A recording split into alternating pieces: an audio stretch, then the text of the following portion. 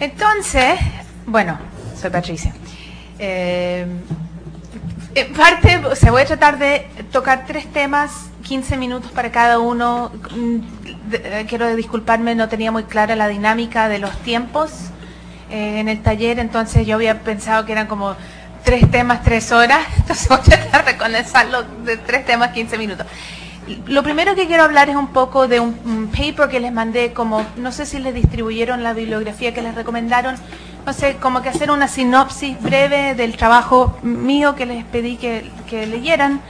Después hablar un poco de la distinción entre 3 modos de entender el transnacionalismo en términos de conceptos teóricos, de la agenda de investigación que surge de cada uno de ellos, etcétera. Y terminar quizás con algunas indicaciones de las implicaciones metodológicas de hacer estudios comparativos sobre migración en un marco transnacional. Yo no voy a tocar directamente las implicaciones de políticas públicas, de desarrollo y migración, o en términos de remesas colectivas o comités de oriundos, que son las cosas que trabajo y que con gusto podemos hablar, pero yo creo que lo que yo puedo contribuir es más bien un análisis académico, conceptual, teórico, de cómo pienso que nosotros como investigadores podemos estudiar el proceso de remesas colectivas de manera compleja y de esa manera contribuir a discusiones políticas, en vez de permitir que la gente que desarrolla políticas públicas simplifique todo lo que uno sabe que es muy complejo. Entonces, empezando con el paper, y yo hablo medio rápido, entonces si voy demasiado rápido, avísenme.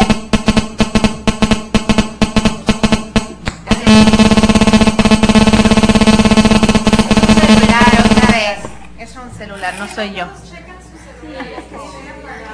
Por favor, celulares a la vista. Sí. Y apagado. Bueno, listo, se apagó, entonces sigamos. Bueno, seguimos entonces. Ok.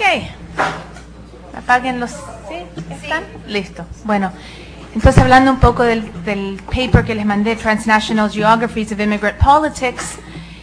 Básicamente el propósito del trabajo es tratar de entender por qué una población relativamente similar, o sea, salvadoreños que huyen de un contexto de conflicto en su país de origen en los 80, llegan a asentarse en 3 ciudades relativamente diferentes, en 2 naciones con políticas diferentes, y de qué manera esos contextos nacionales y de ciudad implican el desarrollo de diferentes identidades comunitarias, diferentes prácticas colectivas y diferentes maneras de hacer remesas colectivas, ¿ya?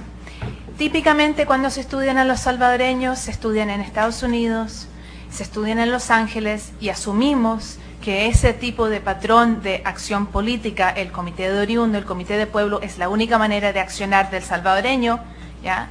Volvemos a eso en la parte metodológica. Entonces el trabajo comparativo nos permite ver la dinámica entre contextos de salida y diferentes contextos de llegadas en el asentamiento, en el accionar político, ¿verdad? Entonces, yo me voy a saltar toda la explicación de la diferencia entre Los Ángeles, Washington y Toronto. En términos conceptuales, lo importante es distinguir, primero, Estados Unidos, como país receptor, tenía una política no favorable a reconocer a los salvadoreños como refugiados. En cambio Canadá sí los reconoció como refugiados. Esa es una primera distinción bastante importante en el trayectorio político, ¿verdad? No solo en términos de los recursos a los cuales pueden acceder a un grupo, sino el tipo de redes sociales que pueden desarrollar y la narrativa del grupo migratorio, de por qué estamos aquí, cómo llegamos, cuál es nuestra relación con este país que nos recibe. O sea, es tanto redes como simbología, ¿verdad? O sea, entonces esas 2 naciones marcan una diferencia en el trato del salvadoreño.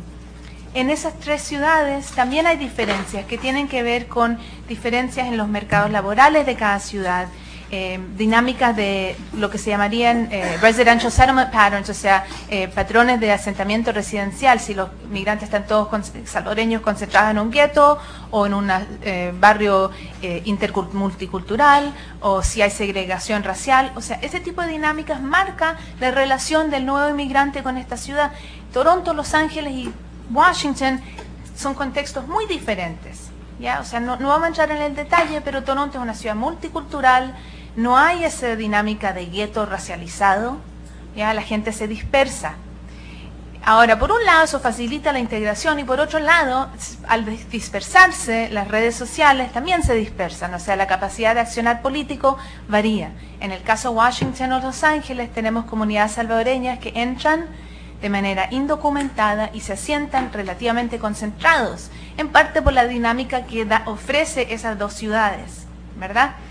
En ese contexto, las redes de migración y las redes del lugar de origen, ¿verdad?, se institucionalizan o se van consolidando en el proceso de asentamiento en Washington y Los Ángeles, o sea, gente de pueblo X, digamos Chinameca, Santa Elena, los pueblos del Salvador que yo conozco, llegan a sentarse concentrados en diferentes barrios de Washington o en diferentes barrios de Los Ángeles, ¿no es cierto?, a diferencia del caso de Toronto.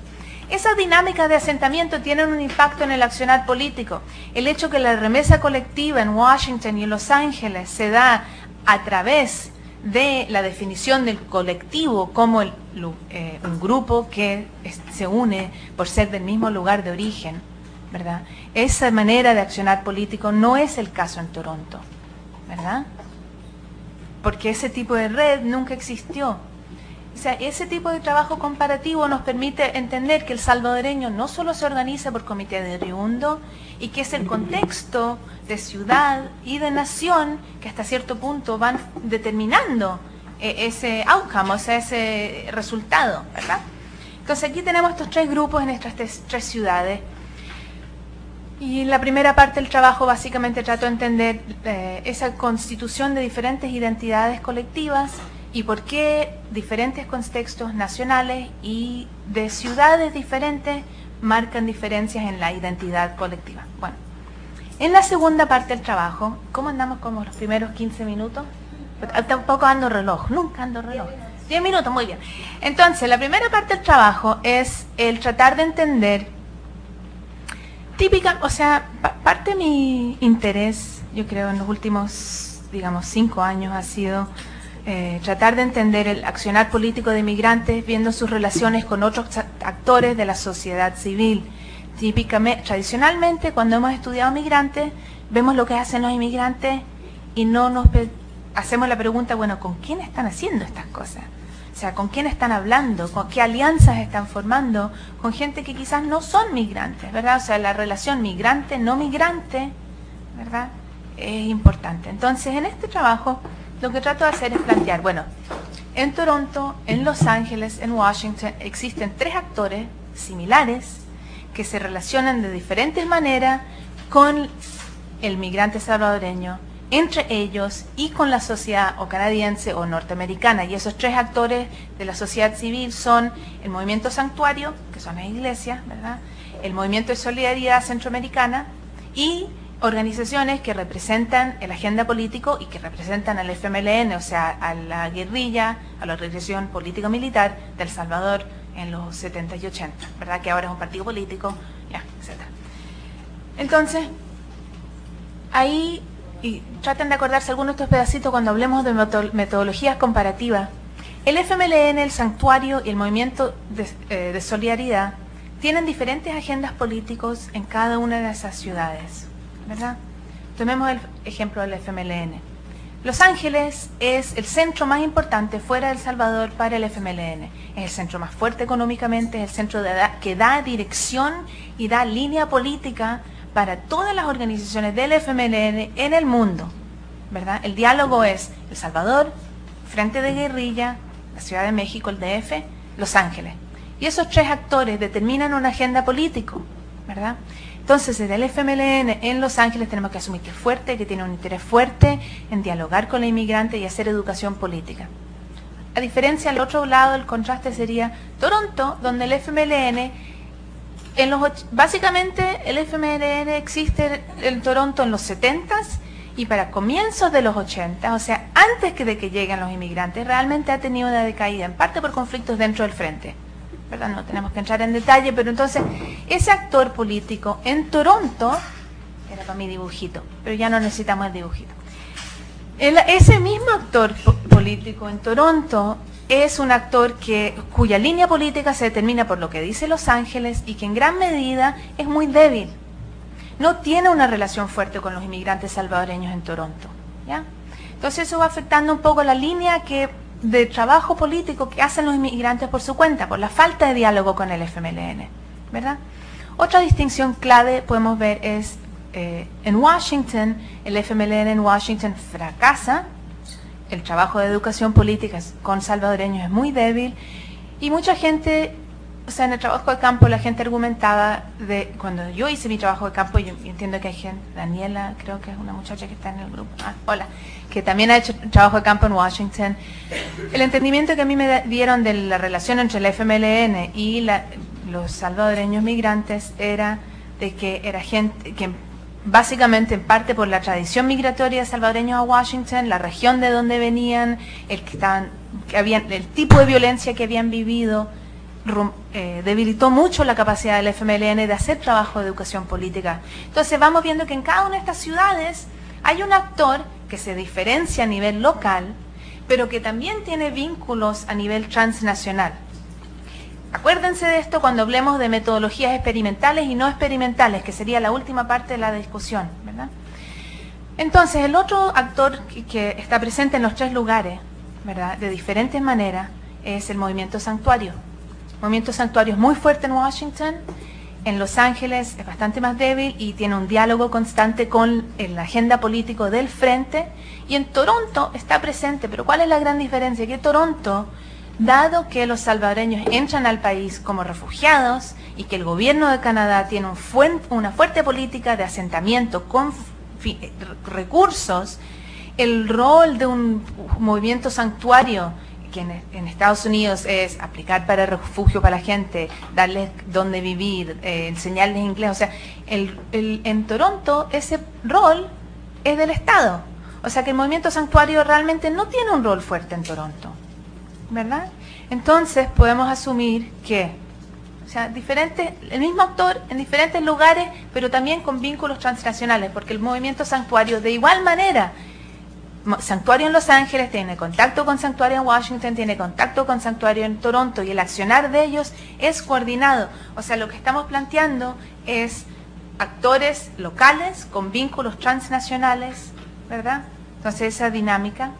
Y por otro lado, una serie de especificidades del sitio, Toronto, Washington y Los Ángeles, que se juntan para determinar diferentes tipos de acción política y diferentes tipos de remesas colectivas de ese mismo salvadoreño, campesino, obrero, etcétera, en diferentes sitios, ¿verdad? O sea, para volver a la pregunta original, que era, ¿qué determina variedad o variación en la identidad colectiva y variedad en la manera en la cual se desarrolla la remesa colectiva en cada uno de estos sitios? Ok, entonces llegando a eso, la remesa colectiva, 5 minutos, ¿verdad? 8 minutos, muy bien. Entonces, ¿qué es lo que vemos? ¿Qué es la remesa colectiva? Bueno, yo creo que más o menos sabemos, se distingue la remesa familiar, ¿no es cierto? La remesa familiar es cuando yo trabajo, un migrante trabaja en un lugar y envía $100 al mes o $500 al mes o lo que sea para su familia, ¿verdad? O para el ahorro de la familia. Bien, la remesa colectiva es cuando un grupo de gente, ya no hablemos de paisanos, ¿verdad?, no necesariamente co-oriundos, un grupo de gente decide que quieren recaudar fondos para apoyar algún proyecto en ese país, que en teoría es el país de origen. Pero vamos a ver. ¿Qué vemos entonces? En Los Ángeles vemos que a finales de la Guerra Civil, 90, 91, 92, empiezan a organizarse comités de oriundos de salvadoreños.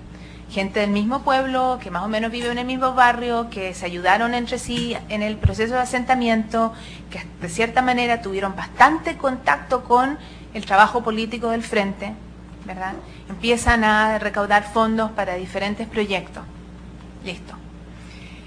Después de la firma de los acuerdos de paz, en Los Ángeles organizaciones del FMLN constituyen o ayudan a constituir una organización sombrilla, un umbrella organization, ¿verdad?, que le ayuda a los comités de oriundos a desarrollar best practices, o sea, mejores prácticas, a aprender cómo aplicar para la non-profit number, cómo presentar proyectos para grants, cómo facilitar el cruce de la aduana con los materiales, o sea, que hay un esfuerzo por institucionalizar y burocratizar.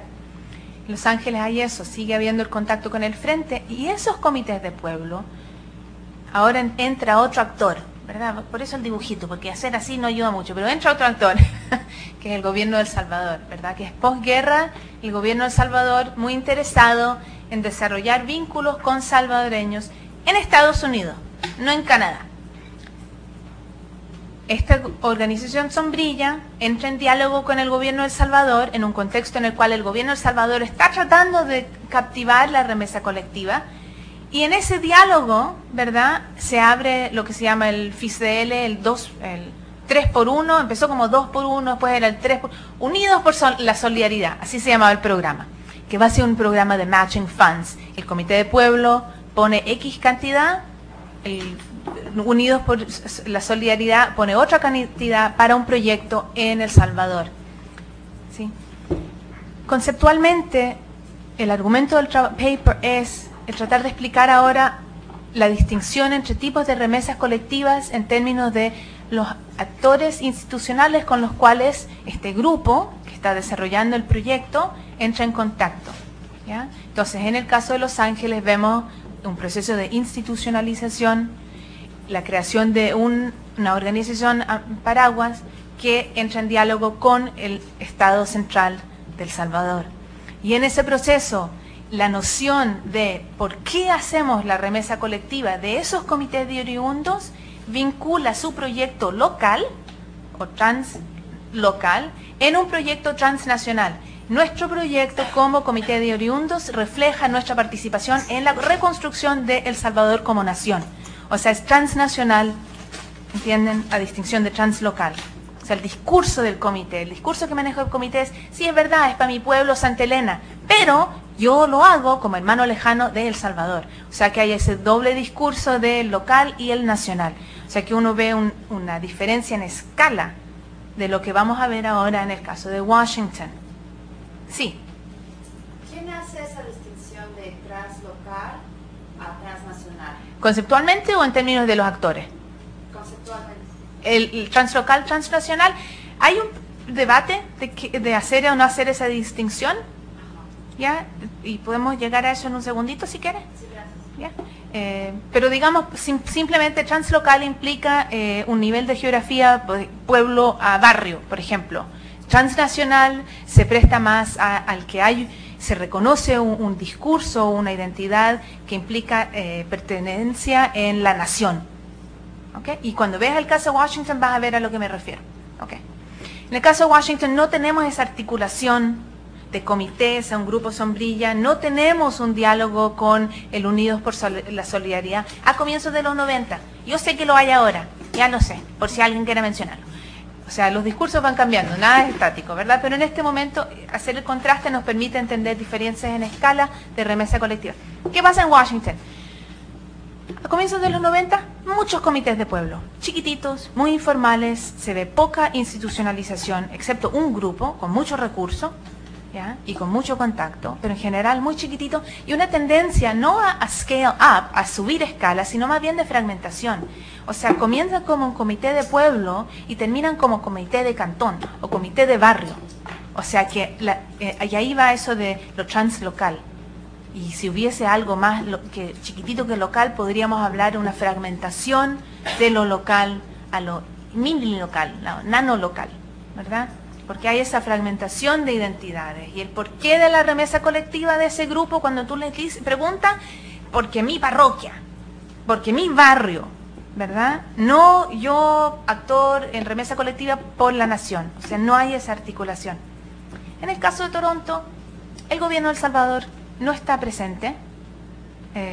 Ahora de vez en cuando intentan estar presentes, pero eso es otra cosa y una relación bien interesante. Pero bueno, los salvadoreños en Washington desarrollan proyectos colectivos muy diferentes ¿ya? La firma de los acuerdos de paz, porque no entra el gobierno salvadoreño en el campo local, el proyecto de continuar como una presencia contrahegemónica de justicia social sigue, es fuerte.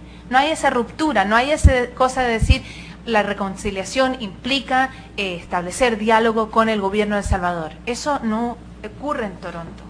¿Ya? O sea, los proyectos de remesas colectivas se desarrollan más bien como proyectos de hermanamiento entre salvadoreños allá, salvadoreños acá. Y les doy un ejemplo. Les puedo dar dos ejemplos. Un ejemplo es remesa colectiva, donde se junta un grupo que básicamente se han conocido desde que están en Toronto, que participaron en un grupo, en un comité de refugiados, o sea que había mucho apoyo mutuo, informal, por muchos años, de repente, acuerdo de paz, tienen contactos en la Universidad Nacional de El Salvador, y ahí se monta un proyecto de ayudarle a la universidad en restablecer la biblioteca, meter computadoras y crear establecer una computadora central para hacer registros, o sea, cosas básicas de universidad, porque la Universidad de El Salvador básicamente la destrozaron durante la guerra. Entonces ese es el proyecto de remesa colectiva, ¿ya? Ahí no solo hay salvadoreños, ahí también hay chilenos, hay canadienses, o sea, la definición del we, de nosotros es, y el porqué del proyecto es justicia social, El Salvador, pero un proyecto para El Salvador que sigue con la línea de un proyecto de cambio radical. ¿Ya? Ese es una remesa colectiva. El gobierno de El Salvador no lo reconoce, no existen en Unidos por la Solidaridad, pero es otro tipo de remesa colectiva, ¿verdad? Basado en el hermanamiento. Y ahí uno podría decir que, dado que no son salvadoreños actuando, que no es un discurso transnacional, sino más bien un discurso internacional, de solidaridad internacional, dirigido por salvadoreños, pero donde también entran otras personas de izquierda de otros países, ¿verdad? Entonces ahí podemos ver cómo y por qué los contextos de entrada a diferentes naciones, en diferentes ciudades, y los diálogos con aparentemente el mismo actor en diferentes lugares constituye diferentes maneras de accionar político dentro de lo que podemos definir como remesas colectivas. O sea, yo no estoy agarrando diferentes casos que no tienen nada que ver uno con el otro, es más bien decir, dentro de la remesa colectiva podemos distinguir las redes sociales que los constituyen, los tipos de capital social que los distinguen, ¿verdad? En la escala al cual se proyectan en el campo político, ¿verdad? Y si son transnacionales, digamos, nanolocales, translocales o transnacionales, ¿verdad? O sea, en términos de, o sea, saliéndonos un poco del caso, si uno fuese a hacer un estudio de diferentes tipos de remesas colectivas, creo que esos son variables importantes para tomar en cuenta. Eso, redes sociales, tipos de capital social, el discurso, si es internacional, transnacional, nacional, local, translocal, o sea, esa dinámica de discurso identitario y escala de geografía, ¿verdad? Para hablar de un tipo de accionar político que es la remesa colectiva. ¿Verdad? ¿Ya? Muy bien, estamos bien, gracias. Sí, entonces vamos voy a hablar un poquito, si quieren hacer preguntas ahora, les hablo un poquito de diferentes maneras de ver el transnacionalismo. ¿Vemos esa? ¿Sí? ¿A la segunda parte? Bueno, entonces rápidamente. Yo creo que esto yo no lo entendí hasta que empecé a dar clases sobre migración transnacional y el transnacionalismo.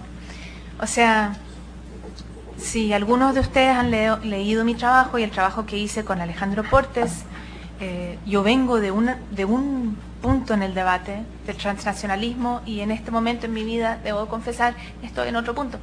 Y el hacer ese camino conceptual me ha ayudado mucho en ordenar el hecho de que existen tres modos de entender el transnacionalismo, ¿verdad? Entonces voy a hablarles un poquito de eso. Creo que hay un modo que podemos hablar, el modo de los procesos, ¿verdad? Y que se asocia con el trabajo de Nina Glick-Schiller, de Saint-Saint-Blanc, de Bash, de Peggy Levitt y que el libro como paradigmático donde establecen la agenda de ese proyecto es Nations Unbound, ¿verdad? Que se escribe en 1994. Es un proyecto, entonces, ¿cuál es el proyecto de la agenda de investigación de ese grupo? Son antropólogos, y cuando sale esta manera de entender el transnacionalismo, sale de un esfuerzo por reconfigurar la antropología de manera que refleje el cambio en la manera en que entendemos tiempo y espacio. ¿Okay? Dejémoslo ahí. Cómo los flujos transnacionales y globales transforman los espacios locales. O sea, muy vinculado a la noción de proceso. Esa es la agenda de investigación. ¿Okay? Cuando ellos miran las causas y condiciones para que da a la migración transnacional, o sea, ¿por qué? ¿Verdad? Identifican fenómenos muy similares a los que identifican los otros dos modos, ¿verdad? Exclusión económica del migrante en el país receptor, inseguridad, la precariedad legal, o sea, el hecho de que en el fondo la narrativa de que el migrante llega, se asienta, consigue ciudadanía, trae a toda su familia, no va a ocurrir. ¿Ya? Es obvio que no va a ocurrir. Entonces, en ese contexto, la gente se usa una de las condiciones que lleva al mantener esos vínculos, ¿verdad? La otra condición clave que ellas identifican es cambios en los proyectos de cómo se construyen el Estado-Nación. Entonces, los estados que envían migrantes, estados de salida, están cambiando hacia un proyecto de construir el Estado-Nación de manera extraterritorial, o sea, al Estado enviador, sending country. Expulsor, muchas gracias, el Estado expulsor. Por la remesa en gran parte, está interesado y empieza a desarrollar un proyecto de nación que implica mantener ese vínculo con el migrante que está afuera, ¿verdad? Ese es un cambio en el proyecto de construir el Estado-Nación. ¿Okay? Y que por el lado de los estados receptores hay un esfuerzo de cerrar el proyecto del migrante como parte de la nación, o sea, de que decir al migrante, llega, vengan, van a ser americanos, van a ser canadienses, o sea, eso se va cerrando. ¿Okay? Entonces, ese cambio. Y esos dos cambios para ellas son causas clave. A ver. Los conceptos claves que plantean. Presentan la transmigrante. No vamos a definir todos los conceptos, pero ¿y saben qué? Yo con gusto les puedo mandar copia de mi tablita. Entonces, los conceptos claves. El transmigrante, la idea de una migración transnacional, ¿okay? Y el concepto clave que sigue siendo muy importante, la idea de campos sociales transnacionales. Que me imagino que cuando vino Peggy, les habló mucho de campos sociales transnacionales y de cómo estudiar las cosas dentro de campos sociales transnacionales. Bueno, esos son los tres conceptos clave. Ahora, los otros dos modos de entender el transnacionalismo. El otro se asocia con el trabajo que publicamos con Alejandro Portes, donde se enfoca en una preocupación por las prácticas transnacionales. ¿Okay? No procesos transnacionales, sino más bien prácticas.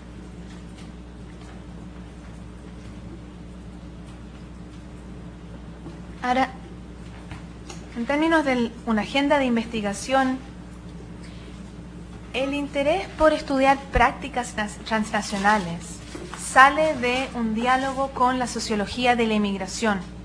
Si se acuerdan, el primer grupo está en un diálogo con Cultural Studies, está interesado en entender una nueva manera de conceptualizar los espacios locales cruzados por flujos transnacionales y globales, ¿verdad? Este proyecto no, este es un proyecto que busca un diálogo con la sociología de inmigración, particularmente norteamericana, cuyo proyecto es tradicionalmente el explicar cómo, por qué y a qué velocidad diferentes grupos de inmigrantes se van a asimilar o incorporar, ¿verdad? Entonces, es el identificar prácticas transnacionales y tratar de teorizar la implicación de esas prácticas para ese trayectorio de asimilación o de incorporación. Las causas o condiciones necesarias, aquí se enfoca la tecnología, el acceso a la tecnología para mantener los vínculos, y de igual manera se enfoca en la movilidad, ¿verdad? O sea, el hecho que el migrante en teoría se puede mover, que ya sabemos que es muy difícil cruzar fronteras y que no se puede mover tanto, de que si uno vive más cerca de su país, probablemente va a ser más transnacional que alguien que vive lejos, que tampoco es necesariamente verdad si entendemos el espacio de una nueva manera. O sea, y a medida que me oyen comentando, ven que yo como que he ido cuestionando esa manera de entender el transnacionalismo. Entonces, tecnología es como una de las necesidades, uno de los factores necesarios, y también las condiciones de precariedad económica del migrante. O sea, en eso se comparte con el proyecto de las antropólogas. Y los conceptos básicos que se ven es comunidad transnacional, un esfuerzo por crear una tipología de prácticas transnacionales, o sea, las económicas, las políticas, las socioculturales, ¿verdad? Desarrollar una noción de dialécticas de prácticas transnacionales, o sea, transnacionalismo desde arriba, transnacionalismo desde abajo, ¿verdad? Okay. Dentro de esto, hasta cierto punto, y aquí es donde Peggy Levitt la vemos en los dos espacios, hay un esfuerzo por crear como un crucigrama de tipos de prácticas transnacionales, ¿verdad? Y entender dos cosas básicamente. La relación, o sea, trazar, por ejemplo, la vida de un individuo o de una red social transnacional y entender la relación que hay dentro de esa red entre prácticas económicas, políticas y socioculturales. O sea, preguntarse, alguien que está desarrollando prácticas transnacionales económicas también va a desarrollar prácticas políticas y también va a desarrollar las socioculturales. O sea, ¿cuál es la relación entre esos campos de acción, ¿verdad? O sea, que implica trazar trayectorias longitudinales de las prácticas transnacionales. ¿Okay? Okay. La tercera forma sería asociado con el trabajo de Thomas Feist, right? Hasta cierto punto Peter Kevisto, algunos geógrafos en Canadá, Daniel Hebert, David Ley, right? Y que sale un poquito más tarde y que se puede ver como un enfoque en las redes y los espacios transnacionales, a diferencia de los campos transnacionales. Entonces, el proyecto de este grupo, o de Thomas Feist, es básicamente formalizar lo que el resto del mundo estaba hablando. Él es alemán, es politólogo, y entre estas dos cosas y su amor por las redes sociales, hay mucha formalización de lo que el resto del mundo estaba como que detallando descripción. Entonces, lo que él trata de hacer es, y aquí hay una distinción también, en términos del por qué surgen las prácticas o los fenómenos transnacionales. Este grupo presenta el argumento, y yo creo que es válido cuando uno empieza ese trabajo en Canadá o en Europa, de que el transnacionalismo no solo se da en contextos de exclusión social, de exclusión económica, sino también en ambientes multiculturales que no son de exclusión. Porque, por ejemplo, el argumento de ellos, Canadá, Holanda, Inglaterra, son contextos donde el migrante no es presionado a abandonar su identidad de origen, ¿verdad? De hecho, el multiculturalismo promueve el que la gente mantenga esa identidad étnica, etnonacional, la verdad. Entonces, ellos plantean el argumento de que hay contexto, que no es necesariamente solo exclusión, sino más bien exclusión y otras realidades como el multiculturalismo. O sea, que de repente el rango de causas del transnacionalismo se vuelven bastante más complicados, ¿verdad? O sea, no es solo tecnología, no es solo exclusión, y de repente quizás en vez de estar identificando causas específicas, la conclusión debería ser, bueno, la migración transnacional es el fenómeno que estudian los migrólogos, que marca una serie de transformaciones del siglo XXI, o sea, cambios en tiempo y espacio que en el contexto de la migración se marcan como la migración transnacional. O sea, pueden ver que cuando empezamos a combinar y a presentar tres modos de entender la migración transnacional, tenemos que, en vez de estar en una pelea de que Faiz tiene razón o Portes tiene razón, o, en términos de las causas de la migración transnacional, yo creo que estamos en un momento donde podemos plantearnos que cuando uno estudia migración transnacional es simplemente un punto de entrada a fenómenos del siglo XXI, donde el tiempo y el espacio y la manera en que el espacio es transformado, ¿verdad? Se ve desde todas las disciplinas y desde todos los estudios. O sea, es muy difícil plantearse que uno va a estudiar cualquier cosa, cualquier fenómeno contemporáneo, sin empezar a cuestionarse los preceptos de no fluidez de las realidades sociales que eran tradicionales a la migración. Okay. Eso en términos, para cerrarlo, de las causas de la migración.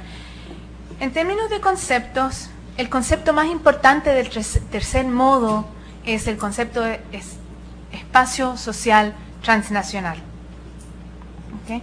Si el primer grupo, los de procesos, planteaban campos sociales, Faiz plantea lo de espacios sociales, Portes plantea comunidades sociales y prácticas, y esa dialéctica en las prácticas.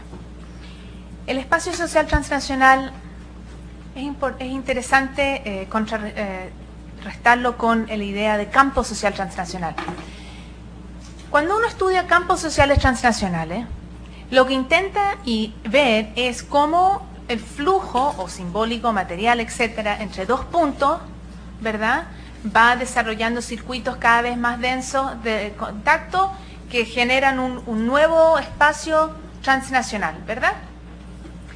El concepto de, campo social transnacional. El concepto de espacio social transnacional nos permite ver una localidad cruzada, ¿verdad?, por diferentes flujos transnacionales, ¿right?, que es una manera diferente de estudiar las cosas. Les doy un ejemplo. Si yo voy a estudiar un espacio social transnacional, ¿ya?, yo puedo irme a un pueblo, cualquier pueblo, quizás un pueblo de migrantes, quizás no es un pueblo de migrantes. Puedo sentarme ahí, no tengo que irme a 3.000 lugares de salida o de entrada de migrantes, o sea, puedo sentarme ahí y ver cómo flujos transnacionales y globales de una variedad de actores transforman ese espacio social, ¿ya? En la migración, obviamente buscamos lugares donde la migración es como una de las dimensiones claves de esa transformación, ¿right? Pero el concepto de espacio social transnacional no es solo un concepto que se usa para estudiar la migración. O sea, ahí el dibujito. Ese sería de diferentes efectos. Es un campo social, quizás tiene un otro formato de aquí. Esto es un espacio social. ¿Ok? Campo, espacio.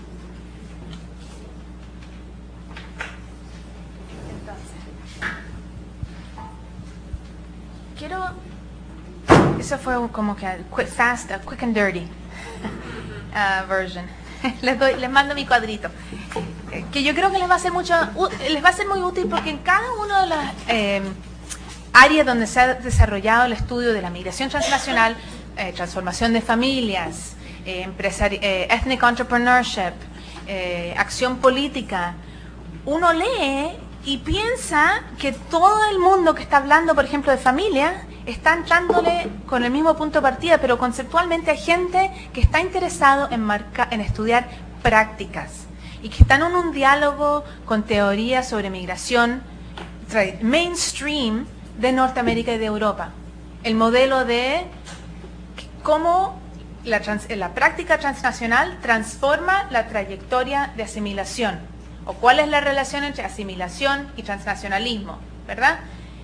Hay gente que puede estudiar familias que está interesado en eso, o que puede estudiar la segunda generación y estar interesado en eso, ¿verdad? Hay otra gente que está interesada en ver cómo se desarrollan campos sociales transnacionales, ¿verdad? Y cómo las tensiones normativas, legales, políticas entre el hecho que, ahora el dibujito de nuevo, digamos que estos son 3 países, Canadá, no se preocupen, yo hablo con... Es que creo que es para grabar. Y digamos, cojamos un país en Europa, Suecia, pensando. Ok. En este caso, lo que nos interesa, si prácticas, ¿verdad? Lo que estudia es, llegó el inmigrante, se asimila o no se asimila, y dónde entra la práctica transnacional, cómo interviene, o cuál es la relación entre asimilación y transnacionalismo, ¿verdad? En campos sociales transnacionales estamos diciendo cómo estudiamos esa tensión, o en familias, o en acción política, o en instituciones donde, por un lado hay un campo social transnacional, donde hay mucho flujo, pero por otro lado, cada uno de estos lugares está localizado en una estructura diferente en términos de normas, estructuras legales. Entonces, eso genera tensiones en este campo transnacional. Entonces, eso es lo que se estudia, cuáles son las tensiones y cómo se resuelven o no se resuelven, ¿verdad? ¿Sí? Ok. Campos sociales, dejémoslo al lado, no voy a decir nada sobre esto. Entonces, esos son como... por ejemplo, cuando estudiamos la segunda generación, podemos decir, bueno, tenemos el modelo de Portes de asimilación segmentada, donde uno ve, es lineal, ¿verdad? Con el tiempo vamos de los papás, los niños, hay 3 opciones, ¿se conoce el modelo de Segmented Assimilation? ¿Más o menos? Ok, entonces, el estudio de prácticas transnacionales diría, bueno, si los papás son actores transnacionales, ¿de qué manera eso va a afectar esa relación que es clave en el modelo entre consonant o dissonant? ¿Se acuerdan que hay una relación de cómo se relacionan los papás con los niños, verdad? Si es de choque, si el niño tiene poder porque habla inglés y los papás no, o si es de todos somos étnicos y avanzamos juntos, ¿verdad? Entonces, transnacionalismo como práctica entra como variable, intervening variable, variable que cruza el modelo lineal, ¿verdad? Si los papás son transnacionales, ¿de qué manera afecta eso la relación entre el papá y hijo? Que afecta el punto, el outcome, el final, que sería estas 3 opciones de asimilación segmentada, ¿verdad? Eso es una manera de ver el transnacionalismo como práctica. Sí estamos estudiando campos sociales transnacionales de la segunda generación, y de hecho Peggy tiene un artículo, quizás eso fue lo que presentó en su website, que habla un poco de cómo se generan estas tensiones sobre las normas de ser mujer, de cómo casarse, etcétera, en estos campos sociales. Y en el paper lo que ella habla es sobre estos campos, la tensión en campos sociales entre gente de la India en Boston y sus parientes en la India y Pakistán. Bueno, diferentes approaches. Entonces, cuando ustedes leen la literatura, ojo, porque realmente ahí hay una distinción muy importante, y proyectos de investigación y agendas de investigación completamente diferentes. ¿Ok? ¿Cómo andamos? Muy bien. Entonces, la agenda de investigación. Yo creo que lo clave es que en este momento los estudios de la migración transnacional han planteado, en particular, el que empezó como un estudio de procesos migratorios transnacionales y el desarrollo de campos sociales transnacionales, se han planteado muchos conceptos, pero no tenemos o no hemos desarrollado categorías y metodologías apropiadas para esos estudios. Nos han planteado el concepto de nacionalismo metodológico, ¿verdad? ¿Sí? ¿Sabemos más o menos lo que es? O sea, básicamente el reto para nosotros, ¿ya?, es primero, yo creo, cómo estudiamos localidad y flujo al mismo tiempo, ¿verdad? O sea, cómo captamos lo que son vidas sociales que cruzan diferentes fronteras, del pueblo, del barrio. O sea, que el entrar a un barrio y asumir que toda la vida existe en el barrio no es suficiente. Que entrar a la ciudad y decir, la vida de esta ciudad es solo lo que ocurre en este espacio, no es suficiente. O sea, que en los flujos y las redes y los cruces de frontera son parte de lo que constituye lo local. Ese es el reto metodológico que nos plantea el cuestionar el nacionalismo metodológico, ¿verdad? Entonces yo lo voy a dejar ahí, podemos hablar después de cómo se hace eso en términos comparativos y las categorías, etcétera. Pero bueno, gracias.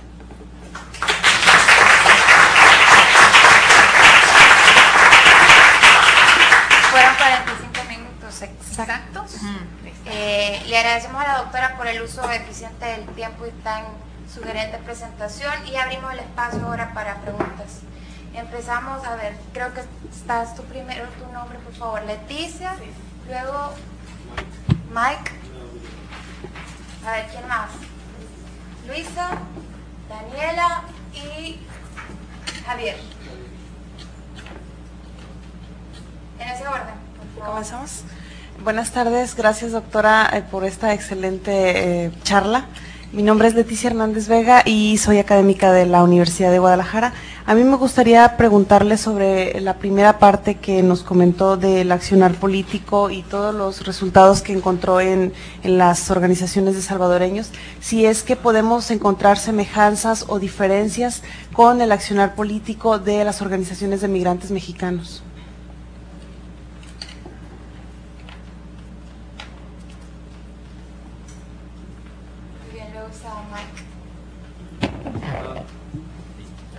Me llamo Mike, yo soy geógrafo de la California State University en San Bernardino y lo que me preocupa es, sobre todo desde el punto de vista de los estudios comparativos, eso toca la metodología, es que ahora a veces se inventan diferencias entre los lugares que no están en realidad. Y, por ejemplo, esto es para precisar más que otra cosa. Usted dijo que en Toronto no hay guetos raciales como en partes de los Estados Unidos y yo no estoy de acuerdo con eso. Yo creo que la población en Toronto es aún más segregada. Está creciendo esta forma de segregación racial en Toronto. Por ejemplo, este gueto racial de Jane and Finch, que es uno de los más famosos como un gueto donde se concentra la política territorial particular, coerciva, de la parte de la policía del Estado. Por ejemplo, las leyes que no permiten que se junten las personas en la calle, loitering, todo eso, ¿no? Y yo creo que eso aparte de que toca, ¿no?, en términos metodológicos, donde se inventan las diferencias para que se puedan formar estos estudios comparativos. Esto me preocupa mucho. Y ya.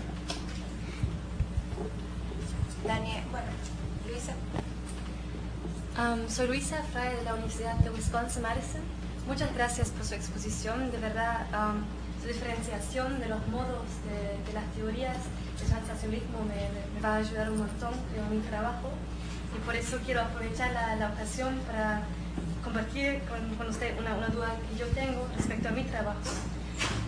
En mi maestría estudié la conversión religiosa de inmigrantes latinos católicos al luteranismo y ahora me gustaría combinar o analizar mis datos basados en esas teorías de transnacionalismo. Mi primera pregunta es si estamos pensando en diferentes niveles de escala, si existe el concepto de transregionalismo también, y si estoy pensando en la comunidad latina en Estados Unidos, que más bien normalmente en la literatura se habla de comunidades o identificaciones panétnicos, pero aquí me parece que por ahí el término transregional sería mejor, porque no solamente son identificaciones y comunidades panétnicos, sino la frontera tiene un significado muy importante para esas comunidades, para el caso de mi estudio en Madison específicamente, y también la relación con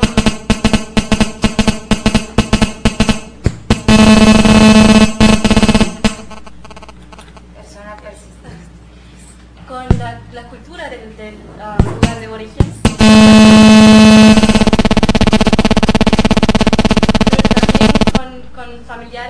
todavía viven en estos lugares, ¿no? Entonces no es una práctica muy política, ni bien sé si ellos van a regresar, pero esos vínculos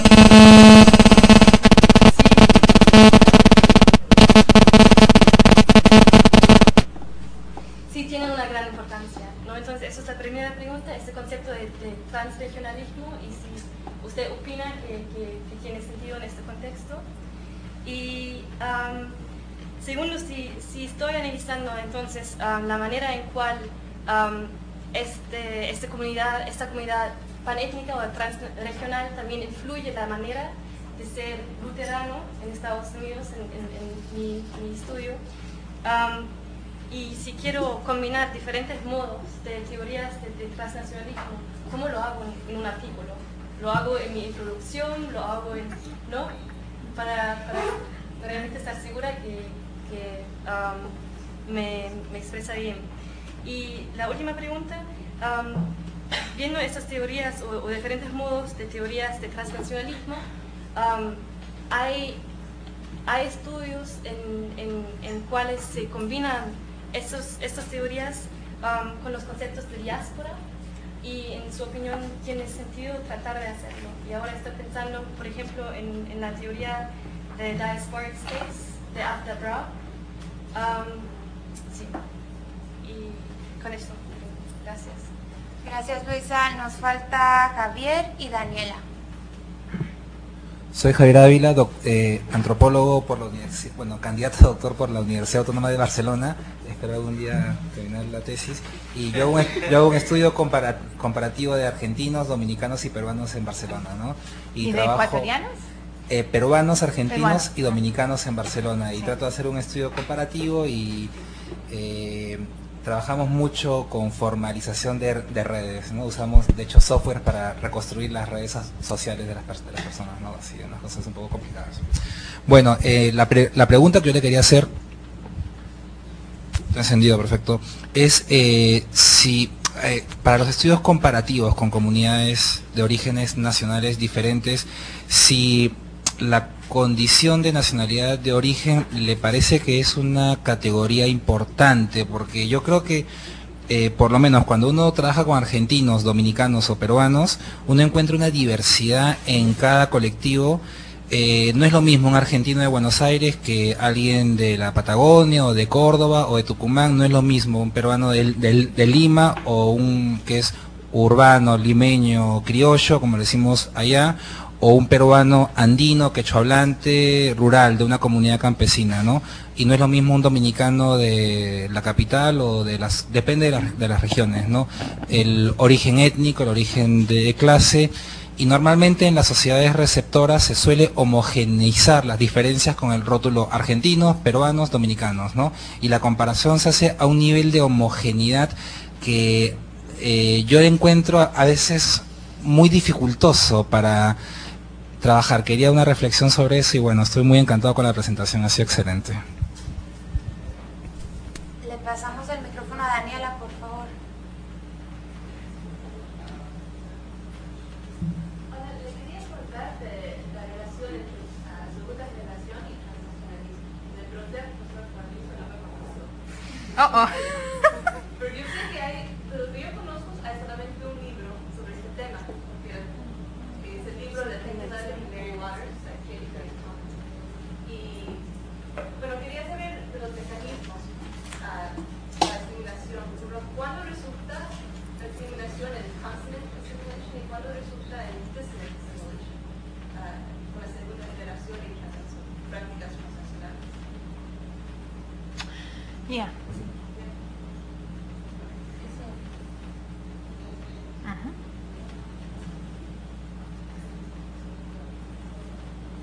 Ok. Muy buenas las preguntas, son demasiadas, son muy complejas, son muy fáciles, uno puede decir sí, no, o tratar de hablar un poquito, a ver si les gustan las respuestas. Bueno, eso de comparar o los paralelos entre los mexicanos y los salvadoreños, tengo que decirte honestamente que yo sé bien poco sobre los mexicanos y no puedo darte esa respuesta. Yo creo que lo importante es más bien, para mí, eso de empujar el ir más allá del comité de oriundo como la estructura para entender la remesa colectiva. Y el realmente cuestionarnos cómo es que se han constituido estos grupos que desarrollan remesas colectivas. Y yo creo que ahí vamos a ver no solo diferencia entre mexicanos y salvadoreños, sino más importante, muchas diferencias entre mexicanos. ¿Right? Entonces yo creo que lo que necesitamos es un marco analítico más complejo, que no es simplemente, o sea, yo creo que ya basta de estudios donde salimos con mucho entusiasmo. Yo también lo hice, lo adoré, lo pasé, o sea, aprendí tantas cosas, fue tan bonito eso de llegar y ver el comité de oriundo y participar en la fiesta y en el juego de fútbol sin hacer preguntas sobre sus interlocutores, ¿verdad? Que van más allá de buscar el abanico de interlocutores que constituyen ese proyecto político o que explican la constitución de ese proyecto. ¿Entiendes? ¿Verdad? Inventarse la diferencia. Bueno, sabes que Toronto es mi ciudad, así que cuidado. No, mira, muy sencillamente, yo creo que tienes toda la razón. Jane Finch es marca Canadá, Toronto. ¿Hay racismo? Sí. ¿Hay jerarquías racializadas? Absolutamente. Los más oscuros están más abajo, no hay ninguna duda. La distinción relevante para el análisis que intento desarrollar en el trabajo se da por dos dinámicas. Hay una dispersión residencial de salvadoreños. Yo no puedo encontrar concentración de todos los salvadoreños o de 2 puntos, o sea, los salvadoreños no viven en concentración.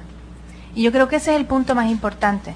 Uno asume, y el censo norteamericano de los Estados Unidos se nos hace muy fácil encontrar concentraciones de grupos y entramos ahí a estudiar, y eso implica implica que probablemente vamos a encontrar cierto tipo de redes sociales. Entonces, cuando yo regresé a Toronto, yo crecí en Toronto, después volví después de doctorado, empecé a estudiar salvadoreños, y de repente decía, bueno, las cosas que vimos en Estados Unidos no se ven. Y en parte, ¿cómo lo explico? Bueno, yo sí pienso que tiene mucho que ver con la ausencia de redes sociales que trazan en Estados Unidos vemos mucho que la red de migración, el movimiento de país de origen a ciudad de asentamiento también se traslapa con la red de encontrar trabajo, encontrar dónde vivir, etcétera, etcétera. En Toronto no se da eso. Esa red no se da porque todo el mundo en Toronto tiende a dispersarse residencialmente. Entonces, por otro lado, volviendo a la constitución de Jane Finch, desde afuera se percibe como un barrio predominantemente de Caribe de habla inglesa, pero no lo es. Es un barrio de por sí multilingual, multicultural, multirracial. Entonces, porque hasta los barrios segregados donde ya no hay canadienses, native born Canadian anglos, no hay anglos en ese barrio, pero todo el mundo está ahí que no son anglos. Entonces yo puedo contar, de hecho estoy haciendo un estudio en Jane Finch donde podemos encontrar 45 idiomas.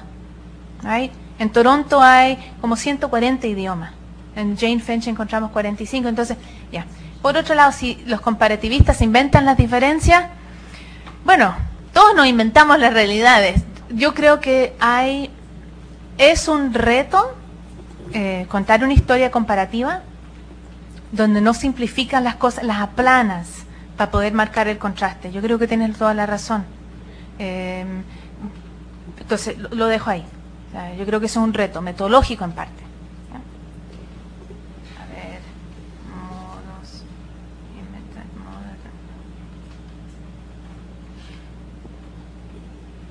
Sí. Luisa, yo voy a dejar la primera parte de tu pregunta que creo que no la entendí muy bien. Bueno, lo del transregionalismo. ¿Sabes qué? Yo creo que es mejor no inventar palabras en general. Yo creo que hay regionalismos. ¿Cómo se identifica? Por ejemplo, aparentemente, de lo que tengo entendido de mis amigos mexicanos, Zacatecas y los zacatecanos es como una identidad regional muy fuerte, constituida en parte por los proyectos de 2x1 y 3x1. O sea que las identidades regionales son importantes, cómo se interaccionan con otras identidades también es importante. El decir que son transregionales, no sé, Jonathan Fox y Gaspar Rivera Salgado me parece que hicieron un proyecto de la frontera, ¿verdad? Que eran identidades de indígenas, regionales, donde se cruzan una frontera. Yo creo que en vez de inventar el concepto, es explicar la complejidad. Sí, sí. Solamente para aclarar, si estaba hablando de transregionalismo, mi idea no es una región dentro de un Estado-nación, sino el concepto más bien panétnico de todos los latinos en Estados Unidos. Entonces estoy hablando de la frontera que sí existe, ¿no? En la identificación y en las narrativas de muchas comunidades latinas en Estados Unidos. La frontera Estados Unidos-México no solamente es la frontera entre dos estados, ¿no? Entre México y Estados Unidos, sino entre Estados Unidos y América Latina, ¿no?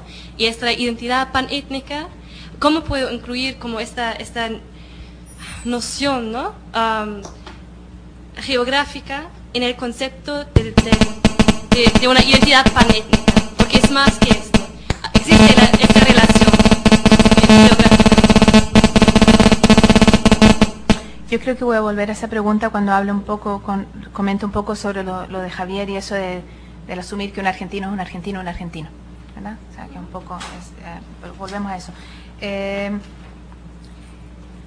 Yo creo que si estás escribiendo un artículo, identificas tu banderita, yo soy este tipo de transnacionalismo y solo hablas de ese. Si estás escribiendo un libro, puedes hablar de 2 o 3, pero honestamente en 30 páginas no se puede, o sea, porque además se trata de agenda de investigación. ¿Right? Escoge tu agenda y lo argumenta. O sea, hay gente, Peggy Levitt, Steve Bertovec, que han hecho un esfuerzo de dialogar con la literatura de diásporas. Eso es otra agenda de investigación. Yo creo que es bien importante reconocer que por la razón que sea, uno termina teniendo agendas de investigación. Yo tengo una agenda de investigación. Ustedes también lo tienen, quizás no saben todavía cuáles, pero eventualmente lo van a tener. Entonces, eventualmente uno sabe que tiene una agenda. Yo no sabía que tenía una agenda. Me sentía muy incómoda haciendo ciertas cosas, y ahora mirando en retrospectiva me doy cuenta, bueno, porque eso no es mi agenda, por mi manera de ser, por mi biografía, por mi manera de ver políticamente el mundo. Esa biografía es importante. Entonces, ahí lo dejamos. A ver, los peruanos, los dominicanos, los argentinos. ¿Sabes qué? Yo te voy a... Eso de si la categoría nacional es la más importante, yo creo que hiciste varias preguntas muy importantes que son... tanto yo, Lewin Goldring, Nina Glick-Schiller, una serie de personas están haciendo esa pregunta, ¿cómo le entramos al campo? A entender las identidades. Right? Típicamente cuando uno estudia migración, y no tanto en España donde los datos secundarios son tan malos, pero en Estados Unidos donde los datos secundarios son absolutamente muy buenos, uno dice, país de origen, y le entra, right? Y aplasta mucha complejidad. Y no solo eso, usa esa categoría de lo nacional para asumir un cierto accionar político. Uno dice, voy a estudiar mexicano y lo que voy a encontrar son comités de pueblo. O sea, uno va aplastando, ¿verdad? Hay complejidad. Entonces, ¿cómo? Eso es una pregunta metodológica. Yo creo que recién estamos comenzando a entender cómo es válido en algunos casos entrar por lo nacional y terminar en lo religioso, o entrar por lo nacional y terminar por lo panétnico. Ahora, otra cosa es eso de lo panétnico, o cómo el Estado aplasta las identidades. Eso, el entender cómo eso ocurre, es bien importante. O sea, en el caso canadiense, donde yo con Lewin Goldring hemos estado desarrollando un proyecto sobre cómo surgen identidades latinoamericanas, hispanas, latinas, y en parte tiene que ver con eso de que el Estado canadiense, y yo creo que el Estado español hace algo parecido, para reconocerte como una voz legítima que ellos pueden oír y entender, te ofrecen estas categorías. Las categorías son, en Canadá la categoría es latinoamericano, South Asian, que es una región, es Pakistán, Bangladesh, Sri Lanka, la India. O sea, tú te inventas como South Asian, y si no te constituyes como South Asian, no te escuchan, no te dan recursos, no te dan un centro comunitario, etcétera. O sea que el Estado construye identidades, ¿verdad? Entonces, de esa manera lo interesante es entender, bueno, llegan los argentinos y no se ven como argentinos, quizás sí cuando el fútbol, pero o sea, pero cómo el diálogo con el Estado reconstituye la identidad, ¿verdad? O sea, ese es el análisis que tú tienes que hacer, o que yo creo que es valioso. La segunda generación, y no te contestaron la pregunta, mira, yo tengo un paper con William Haller, donde básicamente dijimos que tanto consonant como dissonant relaciones entre padres pueden implicar relaciones transnacionales. ¿Por qué? Y esto se da por el hecho, si ves el trabajo de Robert Smith sobre la segunda generación, sugiere que las relaciones dissonant, o sea, cuando hay esa tensión entre papás, los niños están en pandilla, las niñas están en lockdown, los mandan al pueblo de origen, donde exportan la pandilla, right? Que nos lleva a la importancia de los campos sociales transnacionales, right? Que tú puedes pensar, mi hijo se está portando mal, está vendiendo drogas, me lo mando al pueblo, y en el pueblo el cabro se convierte en el líder de la pandilla, ¿verdad? O sea, eso es dissonant en un campo social transnacional. Por otro lado, pueden haber vínculos de que uno manda al niño, aprende de nuevo español, o sea, que tanto el dissonant como el consonant te pueden llevar, ¿verdad? Si esa... Sí, pero entonces eso ya no es asimilación a los Estados Unidos, porque le están mandando a su hijo. ¿Sabes qué? Yo creo que, defendiendo un poco a la gente que usa ese lenguaje de asimilación, yo creo que lo que se están planteando, yo no creo, y aquí está el debate entre los asimilacionistas, right? Yo no creo que Alejandro Portes y Rubén Rumbaud y Min Zhao se estén planteando que la asimilación implica una falta de vínculos con otros sitios, o simbólica o materialmente, ¿ok? Yo creo que ellos, como Peggy Levitt, ven una relación mutuamente constituyente y que en diferentes momentos de la vida uno es más transnacional, menos transnacional, se muere alguien, uno va de vuelta, nace tu hijo, lo llevas a que lo bauticen, etcétera. El otro lado, eso es el segmented assimilation, y los otros son los bumpy line assimilation, ¿no es cierto? Victor Nee, Roger Waldinger, el argumento de ellos es que la asimilación es una ruptura. Y no solo es una ruptura, están convencidos de que la asimilación va a llevar a una incorporación laboral estable en Estados Unidos. Ahí hay dos problemas, ¿right?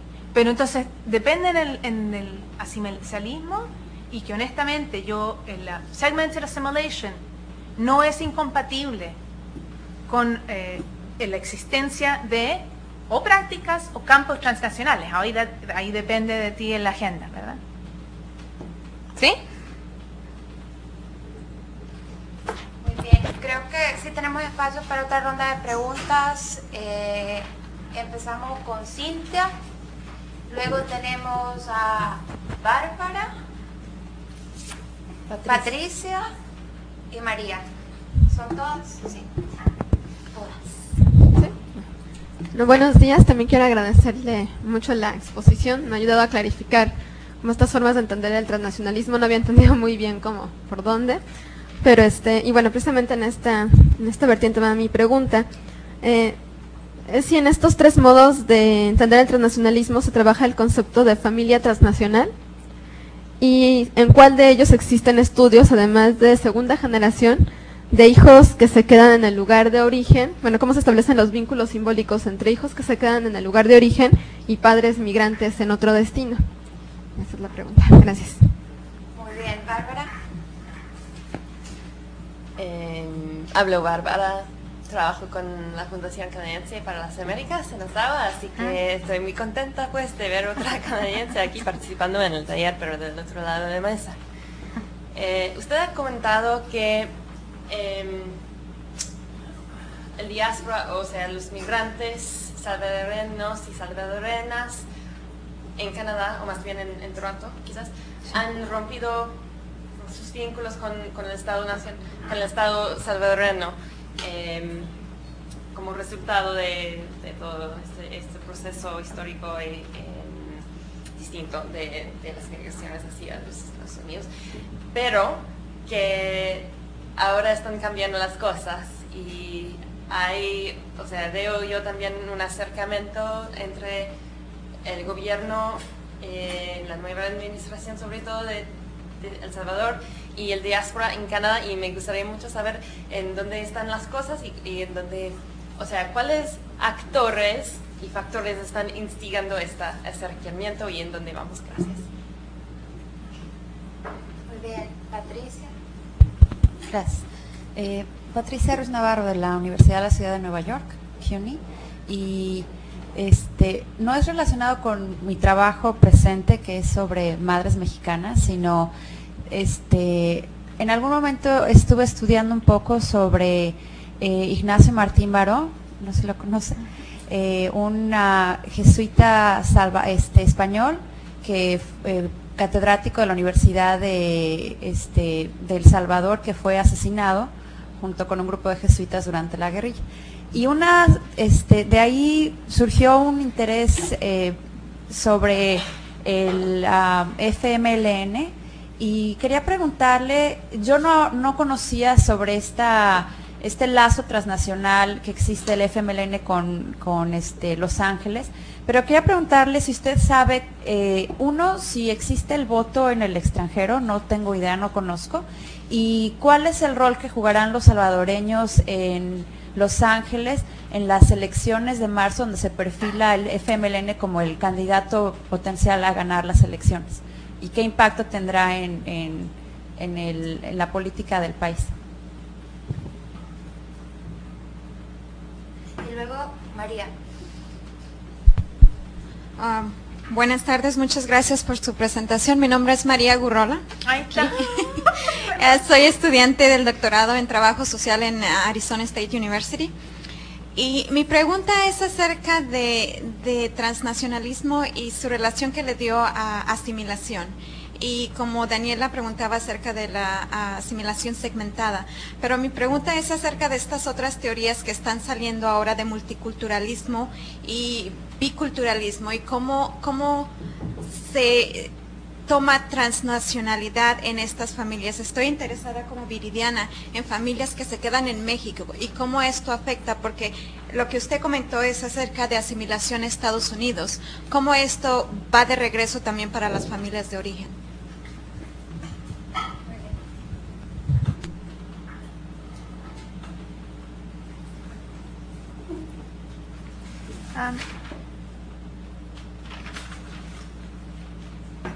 Dejemos lo de la familia. Voy a hablar del Salvador un poquito y después de la familia. Y voy a tratar de mantener mi aire académico cuando hablo del Salvador. Bueno, entonces, sí, yo hablando un poco de la relación entre Canadá y El Salvador y esa desvinculación de migrantes salvadoreños con, o sea, se firman los acuerdos de paz, el gobierno de El Salvador sale a reconciliarse, ¿verdad?, con salvadoreños en Estados Unidos, hay salvadoreños en Australia, hay salvadoreños en Canadá, ¿right? Y se genera todo este discurso del hermano lejano, el hermano migrante, el departamento 15, o sea, una diáspora salvadoreña.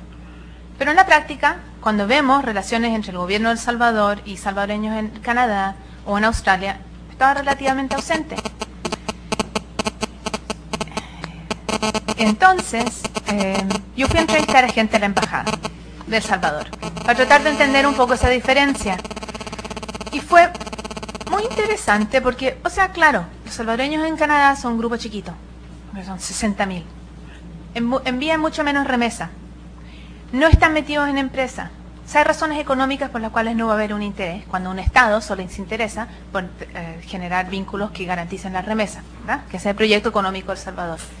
Pero aparte de eso, y esto me pareció mucho más interesante, fue el discurso que tenía la embajadora y la cónsul, y todo de apellidos Calderón y Sol, era básicamente a diferencia del discurso que tienen con el salvadoreño en Estados Unidos, que hablan del migrante, en Canadá se referían a los refugiados y a los refugiados políticos. O sea, ellos mismos constituían al migrante salvadoreño, que era el mismo que había en Estados Unidos en la práctica, como un refugiado político.